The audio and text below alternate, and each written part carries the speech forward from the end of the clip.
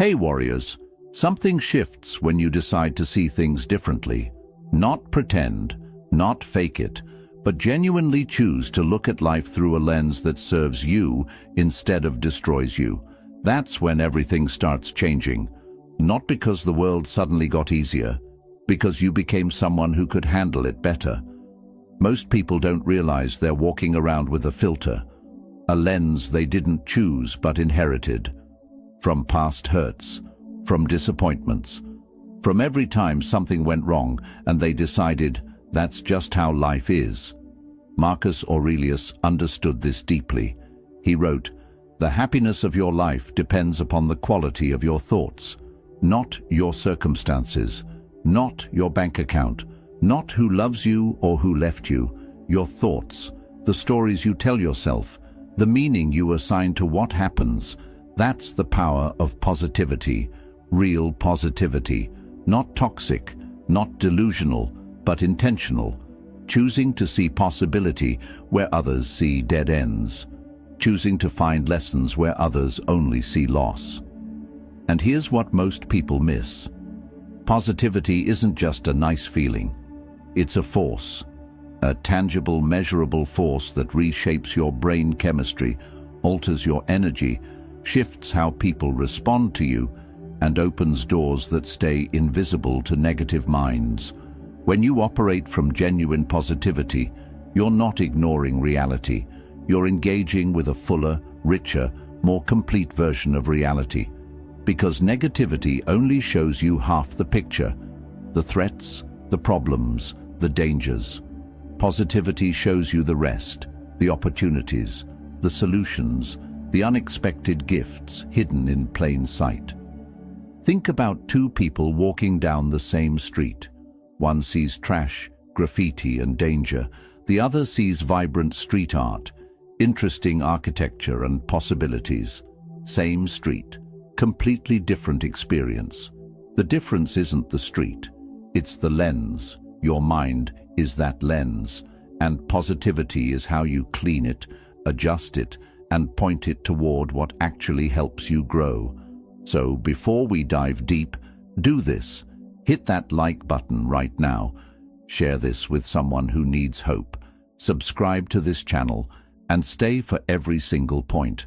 If you're ready to take control of your mindset right now, type this in the comments. I choose positivity as my power. Number 1. You stop waiting for life to get easier.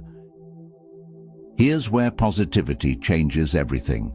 Most people are waiting for problems to disappear, waiting for stress to vanish, waiting for life to give them a break before they start living fully. And while they wait, their whole life passes by. They're stuck in this mental loop. When things calm down, then I'll be happy. When I have more money, then I'll relax. It's always when, always conditional, always future-focused. And the present, the actual life happening right now, it gets sacrificed on the altar of someday. A positive mind doesn't work like that. It doesn't wait for perfect conditions. It finds the good in what's already here. It asks, what can I appreciate right now? What's already working? Epictetus said, "He is a wise man who does not grieve for the things which he has not, but rejoices for those which he has." That's not settling, that's clarity. Because when you're only focused on what's missing, you miss what's present. Think about someone stuck in complaint mode. Everything's a problem. Every day brings new evidence of how unfair life is. And they're not wrong. Problems exist, real problems, legitimate difficulties.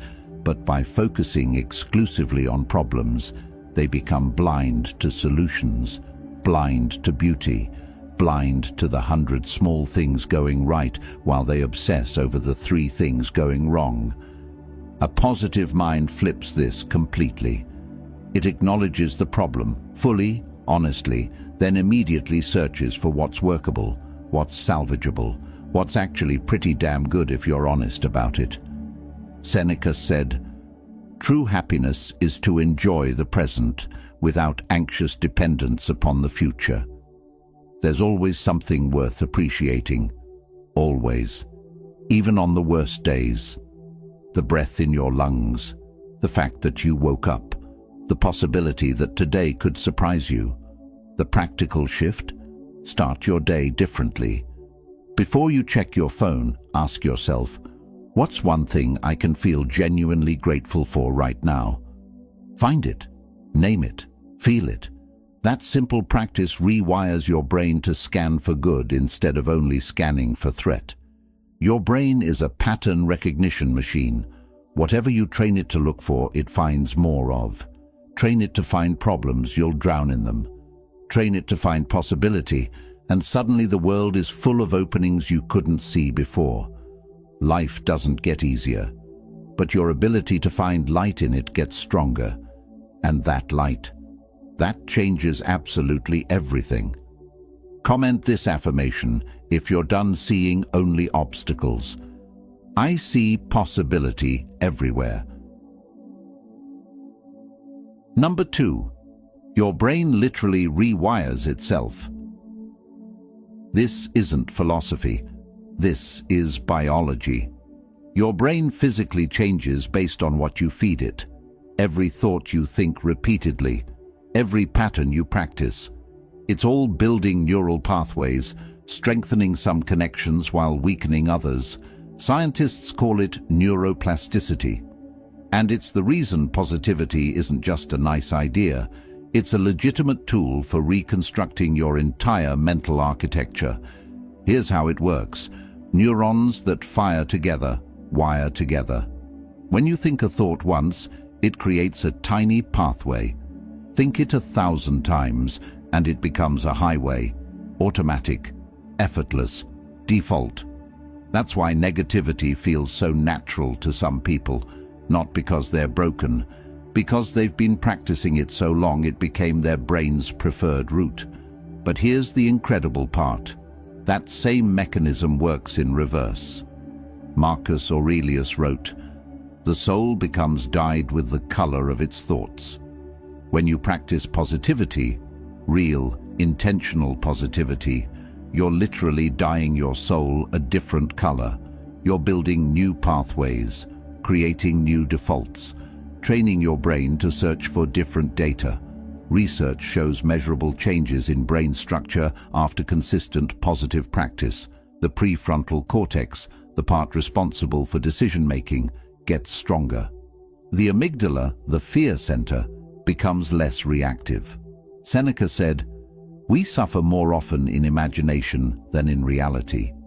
That's the negative brain at work. It takes one problem and extrapolates it into catastrophe. One mistake becomes, "I'm a failure."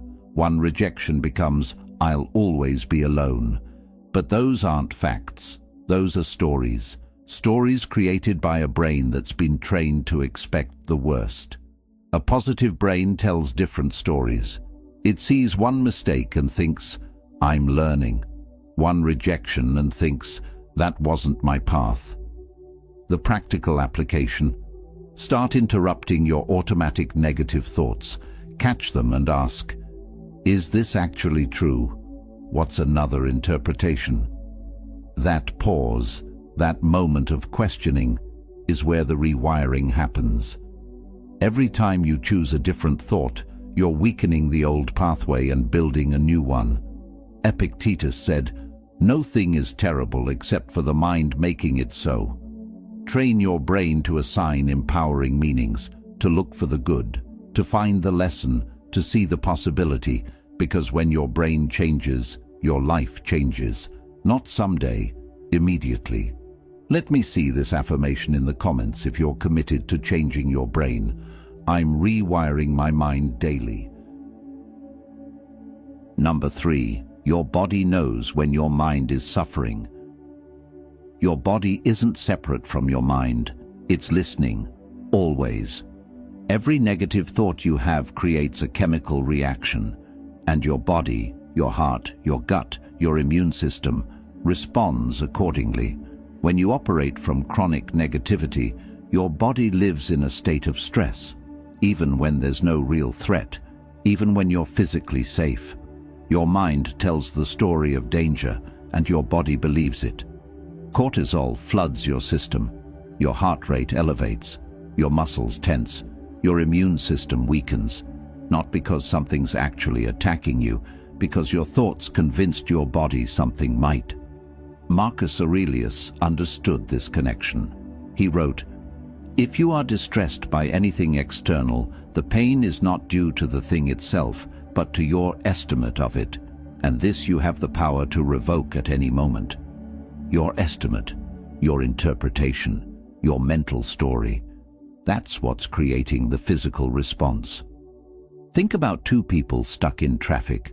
One person's gripping the steering wheel, jaw clenched, blood pressure rising. The other person's breathing deeply, listening to music, using the time to relax. Same traffic, completely different physical experience. Negativity tells the body, danger, threat, prepare for attack, and the body obeys.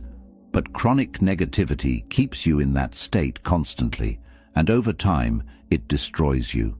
Chronic inflammation, weakened immunity, cardiovascular problems, sleep disruption. Now flip it. Positivity tells your body a different story. We're okay, we're safe, we can relax, and the body responds.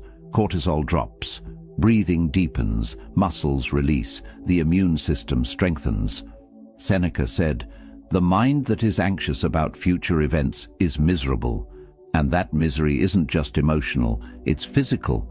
Your body pays the price for every anxious thought, every negative spiral.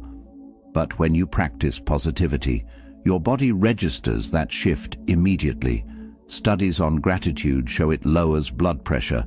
Studies on optimism show faster recovery from illness. The practical shift? Start checking in with your body throughout the day. Notice where you're holding tension. Notice your breathing. Take a deep breath. Consciously relax your shoulders.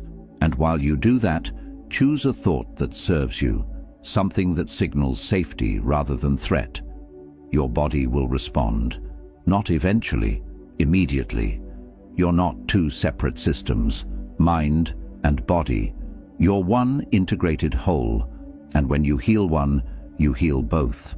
Drop this in the comments to activate your body's natural healing. My mind heals my body. Number 4, the right people show up when you're ready. Here's something that sounds mystical but is actually completely practical. When your energy changes, the people around you change too. Because energy is real, frequency is real, and human beings are incredibly sensitive to it. When you operate from negativity, you emit a specific frequency: complaint, cynicism, doubt. And that frequency repels certain people while attracting others, usually the wrong others. But when you shift to genuine positivity, you become a completely different, energetic presence, and the people who resonate with that, they find you. Marcus Aurelius wrote, "Very little is needed to make a happy life. It is all within yourself, in your way of thinking." And your way of thinking doesn't just affect you, it affects everyone who encounters you. People feel it. They respond to it. Think about someone deeply negative. You can feel it the moment they walk in a room. The energy drops. Conversations become heavier. Everyone braces themselves. And consciously or unconsciously, people start avoiding them, because that energy is draining. Now think about someone genuinely positive, not fake cheerful, but someone who genuinely sees the good, who believes in possibility. You want to be around them, everyone does. Their energy lifts you. Seneca said, "Associate with people who are likely to improve you." But those people are also looking to associate with someone who will improve them. And if you're drowning in negativity, they won't choose you, because the energy doesn't match. When you develop real positivity, you become someone worth knowing, someone others want in their corner, and suddenly doors open, introductions happen, opportunities appear, connections form that change everything, not because the universe rewarded you, because you became someone people want to help, work with, invest in, love. And here's the beautiful part. When you shift your energy, you don't have to hunt for the right people. They start appearing naturally. Synchronicity isn't magic, it's alignment. When your internal state matches what you're seeking externally, the match happens. Epictetus said, "First say to yourself what you would be, and then do what you have to do. Become the energy you want to attract. Be the friend you wish you had. Embody the positivity you're seeking from others. Because here's the truth, you don't attract what you want. You attract what you are. If you're negative, you'll attract people comfortable with negativity. If you're positive, you'll attract people who value that energy. Your energy is your invitation. What are you inviting into your life? If you believe energy attracts energy, comment this: I attract my tribe.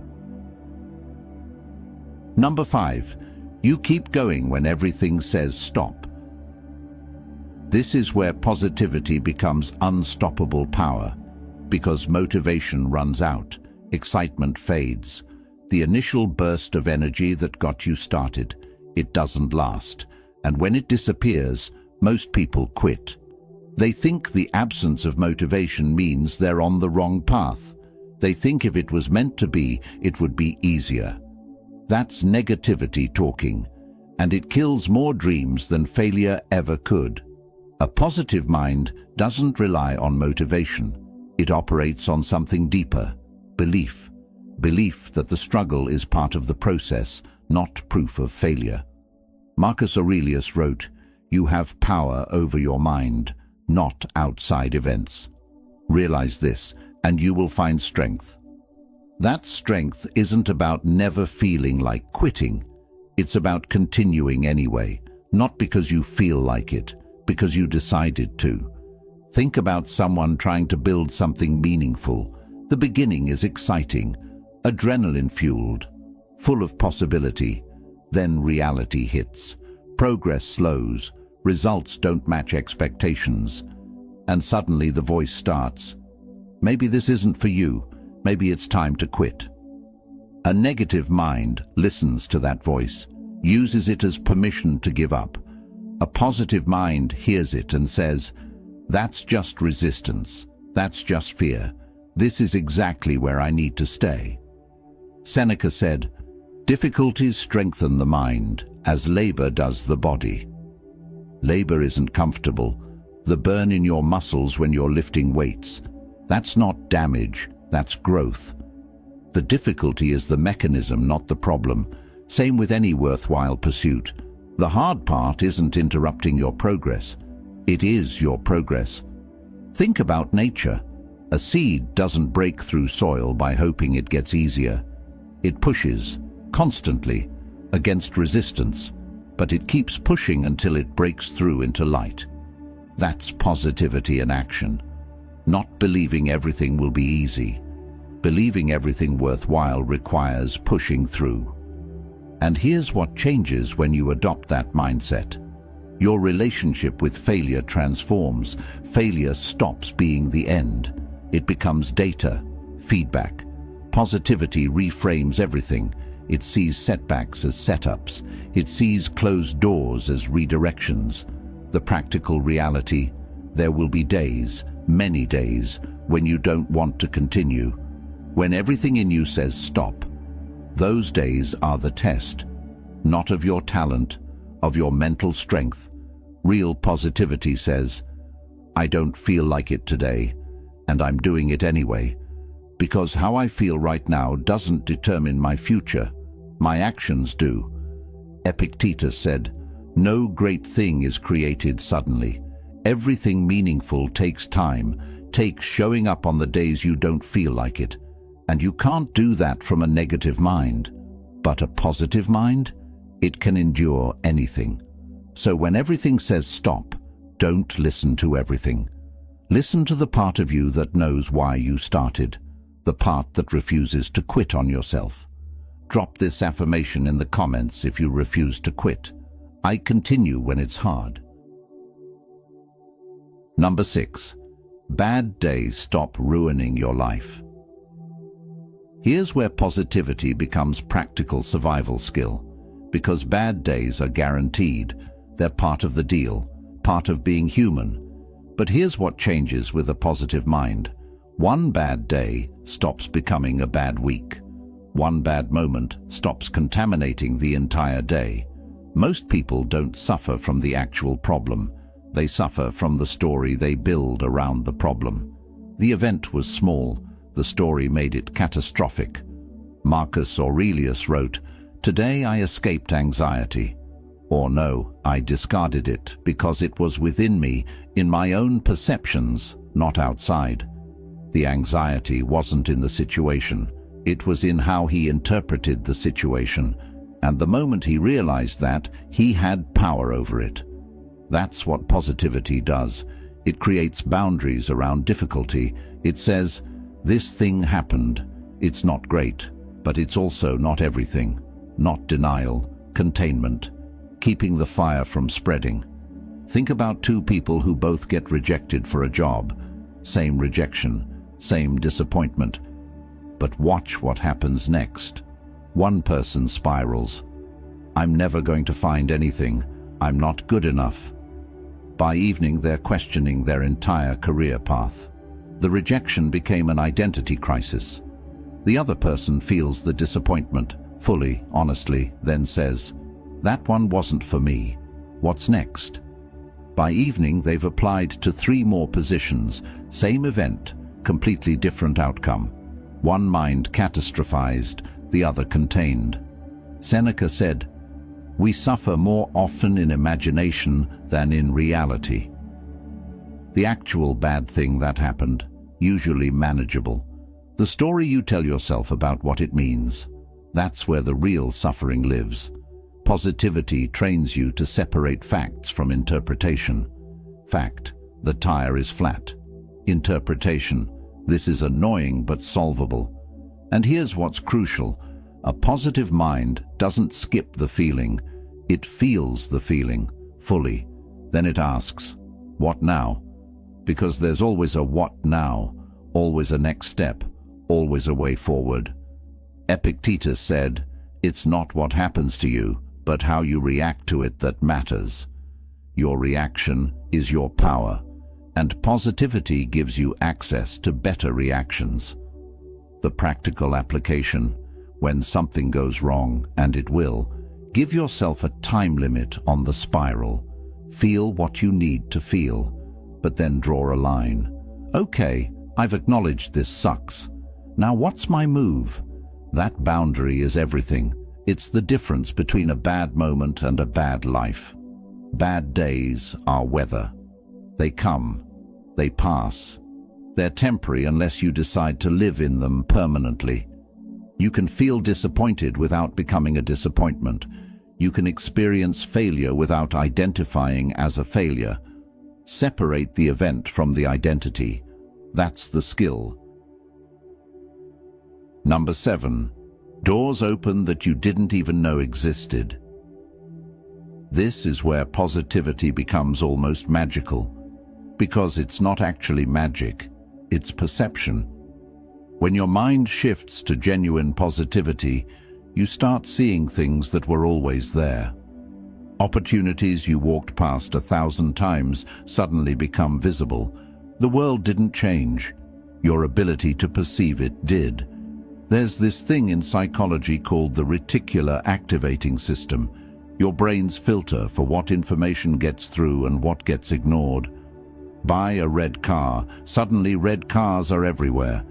Your brain isn't creating these things, it's finally showing them to you. When you operate from negativity, your filter is set to threats, problems, and limitations.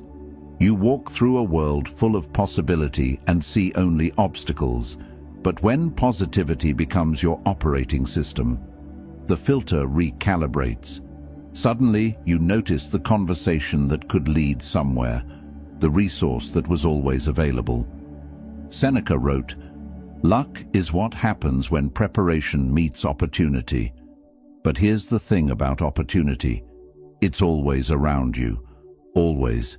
The question is whether you're calibrated to see it.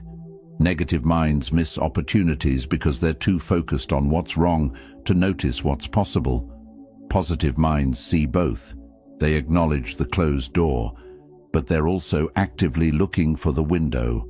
Marcus Aurelius said, "The impediment to action advances action.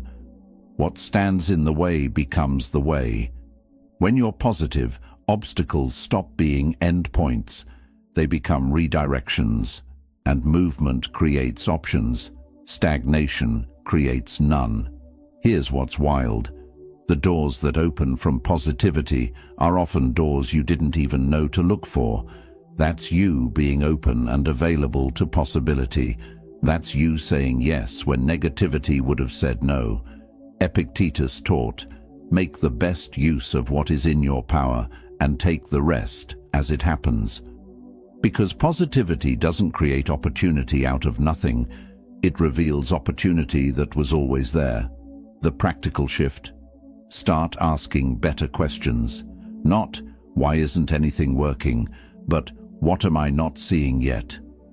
Questions direct attention, and attention creates reality. The doors were always there.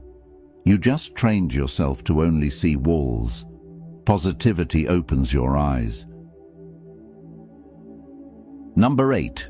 You stop drowning in "Why me?" This question destroys more potential than almost anything else. Why me?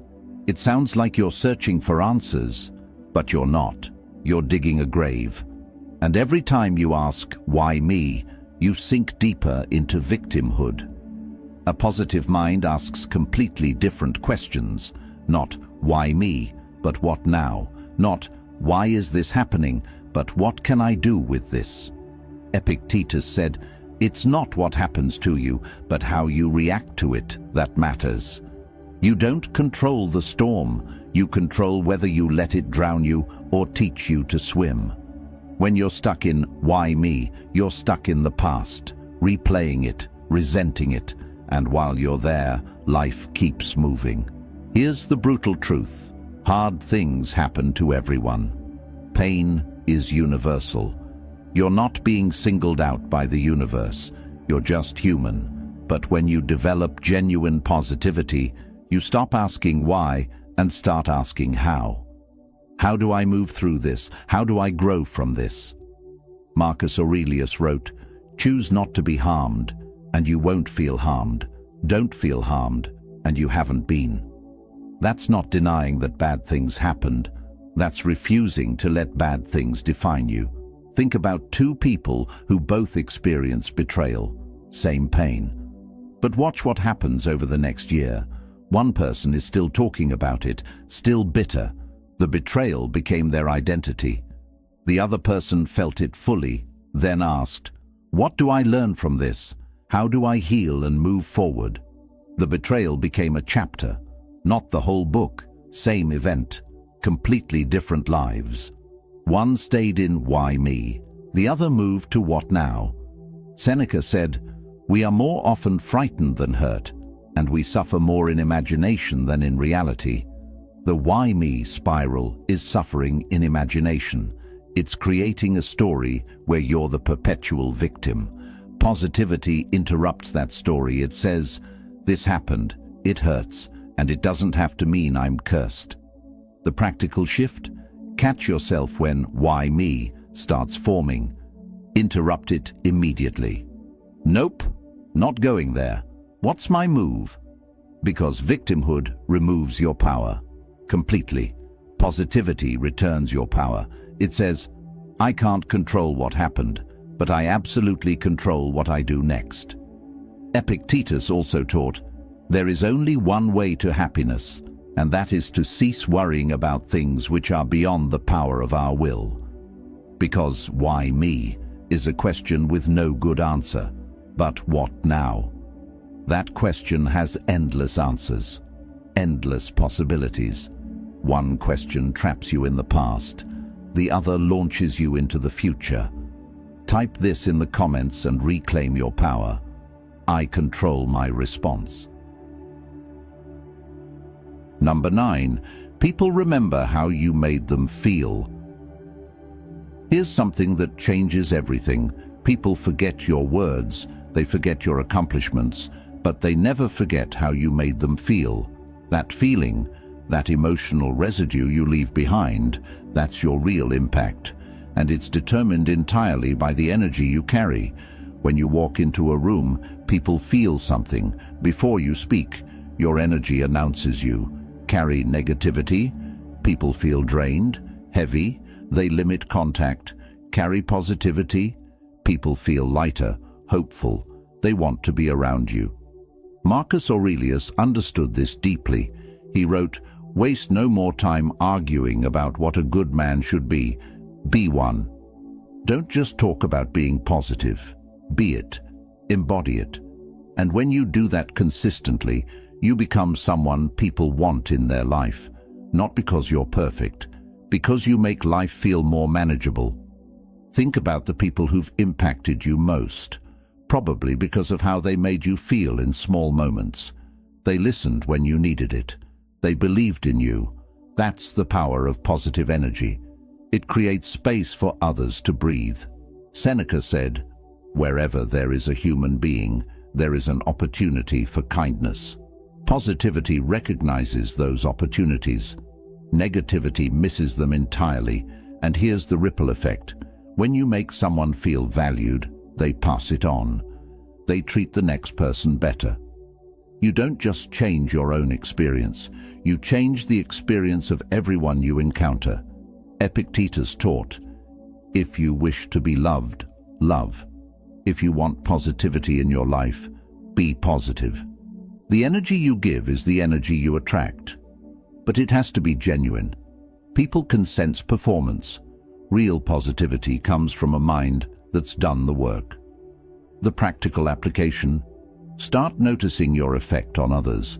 Do people relax around you or tense up? Because your energy is your signature. It's what lingers after you leave the room. Marcus Aurelius also said, "Dwell on the beauty of life. Watch the stars and see yourself running with them." That sense of wonder, that's what positive people carry, and it's contagious. Your vibe is your legacy. Long after people forget what you said, they'll remember how you made them feel. Number 10. Life gets good when you stop waiting for perfect. Here's the final truth that ties everything together. Life doesn't get good when everything aligns. Life gets good when you stop requiring it to. Perfection is the enemy of living. It's the reason people don't start. They're waiting for the perfect moment. And while they wait, years disappear. Marcus Aurelius wrote, "Perfection of character is this, to live each day as if it were your last, without frenzy, without apathy, without pretense." Not perfection of circumstance, perfection of character, living fully with what is. Perfectionism isn't about excellence, it's about fear. It's a shield. Seneca said, "It is not because things are difficult that we do not dare. It is because we do not dare that they are difficult." The difficulty isn't in the thing itself, it's in your hesitation. A positive mind understands this. It knows that messy action beats perfect inaction every single time. Think about every major breakthrough in history. None of it was perfect. It was rough, flawed, incomplete, but it existed. Potential is just a fancy word for nothing yet. Action, even imperfect action, changes everything. When you stop waiting for perfect, you start living. You have the conversation even though you don't have all the answers. And here's the magic. The act of starting creates momentum. The act of trying creates learning. Perfect keeps you safe, but it also keeps you small. It keeps you stuck. Epictetus taught, "First say to yourself what you would be, and then do what you have to do." Not do what you have to do perfectly, just do what you have to do, imperfectly, messily, but do it. Because life isn't happening in some perfect future version. It's happening right now, this moment. And when you embrace that, when you genuinely accept that nothing will ever be perfect, and that's exactly why it's worth doing, everything opens up. You stop editing your life before you live it. You stop performing and start existing, and that's when life gets good. Not perfect, good, real, meaningful, alive. Marcus Aurelius also wrote, "Confine yourself to the present, not the perfect future you're imagining, the present, this imperfect, messy, beautiful present. And in this moment, you can choose. You can choose to take one imperfect step." Real courage isn't the absence of fear, it's moving despite fear. Real strength isn't perfection, it's trying despite imperfection. The practical shift? Do one thing today that you've been putting off until it could be perfect. Whatever it is, do it imperfectly. Do it scared. Do it messy. Just do it. Because perfect never comes. But good enough changes everything. Seneca said, "As is a tale, so is life. Not how long it is, but how good it is what matters." And good doesn't mean perfect. Good means lived, fully, courageously. Life gets good when you stop waiting for perfect and start embracing real. So stop waiting. Start now, imperfectly, positively, courageously. That's when life gets good. So here we are. You've just walked through 10 ways positivity, real, genuine, intentional positivity, changes absolutely everything. You learned that it stops you from waiting for perfect conditions, that it rewires your brain, that it heals your body, that it attracts the right people, that it gives you strength to continue. You learned that it contains bad days, that it opens your eyes to opportunities, that it pulls you out of victimhood, that it makes you someone people remember fondly, and that it frees you from perfectionism. That's not theory. That's a complete roadmap for transforming your life from the inside out. And none of this requires you to be perfect at it. The goal is progress. Small, consistent, intentional progress. You don't control the world, but you absolutely control your response, your interpretation, your choice of lens. And that choice, that's your superpower. So start using it. Today, right now, choose to see one thing differently. Choose to take one step forward instead of staying stuck. And if you do that consistently, if you commit to positivity as a practice, everything changes. Your relationships deepen, your opportunities multiply, your health improves, your entire experience of being alive transforms. Not because life suddenly became perfect, because you became powerful. Before you go, share this video with someone who needs this message. And subscribe to this channel. Your life is waiting. Not someday, not when things get easier. Right now, this moment. The power of positivity isn't about denying reality. It's about engaging with reality from a place of strength instead of fear. That power is yours. It always has been. You just have to choose to use it. Seal your commitment by dropping this final affirmation below. Positivity is my power. Now go be that power. Go live that truth. Your strongest, most alive, most powerful life is waiting, not in some distant future. Right here, right now. Go live it.